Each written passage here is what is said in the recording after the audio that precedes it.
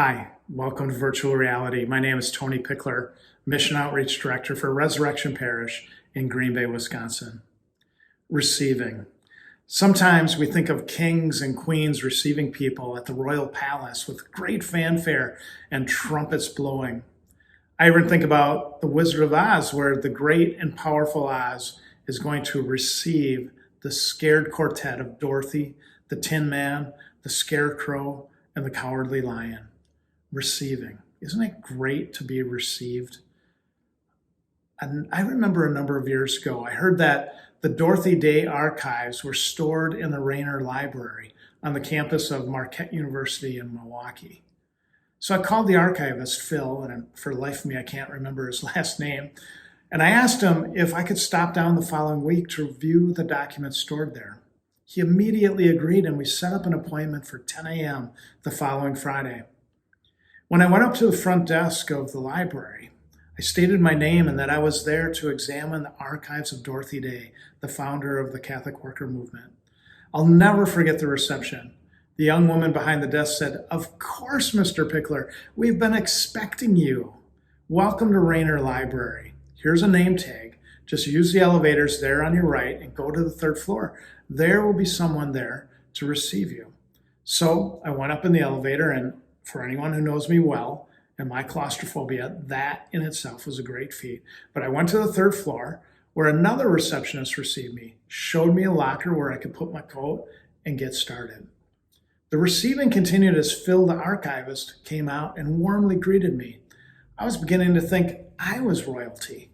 Phil asked what documents I was interested in seeing and what I was working on that could be helped by an examination of Dorothy Day's letters and other documents in the archives. And I hated to admit it, but I didn't have any particular plan. So I just fessed up to Phil that I'm just a big fan of Dorothy Day, and I wanted to look at anything she wrote, anything. So Phil sat me down at the computer and showed me the website that contained all of the archival holdings. I picked out several areas and gave the list to Phil, who graciously went back in the archives and retrieved 8 big boxes of letters and other documents. I had my work cut out for me. My trip to Marquette was such a memorable example of being received for me. Like Elijah in the reading for this weekend from 2 Kings, there Elijah is greeted by a woman of influence who receives him by giving him a meal and a place to stay. He kindly repays this reception with the statement that this woman and her husband, who were without child, would become parents by the time he returned in a year. And in the Gospel according to Matthew, Jesus talks a lot about receiving others. He says, "Whoever receives you receives me, and whoever receives me receives the one who sent me. Whoever receives a prophet because he's a prophet will receive a prophet's reward.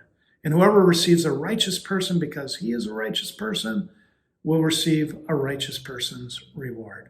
And whoever gives only a cup of cold water to one of these little ones to drink because the little one is a disciple, amen, I say to you, they will surely not lose their reward." How do we receive people that we meet? Sometimes I wonder if it matters what they look like, what they're wearing, what their color of skin is, how much money they make, who they voted for in the last election, whether they're a Packer fan or a Viking fan. Does that matter when I receive someone? And then I go back to the old Benedictine principle of hospitality, taught to me by the monks at St. John's Abbey in Collegeville, Minnesota when I was in college. When St. Benedict was writing his rule for the other monks who were living in community with him in the 5th century, hospitality became the hallmark of who they were going to be as a community. And the foundational building block, the statement that all of Benedict's followers would need to take firmly into their mind, into their heart, and into their whole way of being, was this, from his rule of St. Benedict: all guests who present themselves are to be welcomed as Christ. All guests who present themselves are to be welcomed as Christ.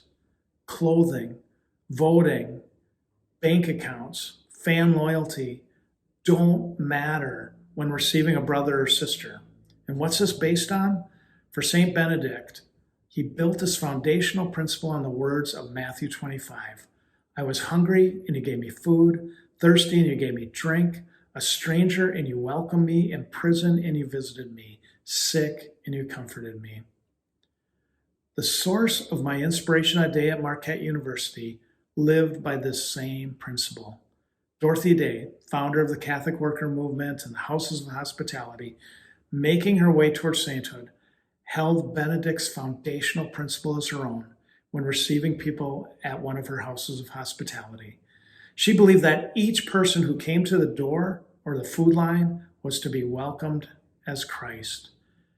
And so we must do as well. Receive each person that we meet as Christ. Is it easy sometimes? Heck no. But it's the gospel. It's the way of Christ. And it is our way as followers of him. Have a blessed week and a blessed holiday weekend and a safe celebration of our nation's birthday, the 4th of July. God bless you.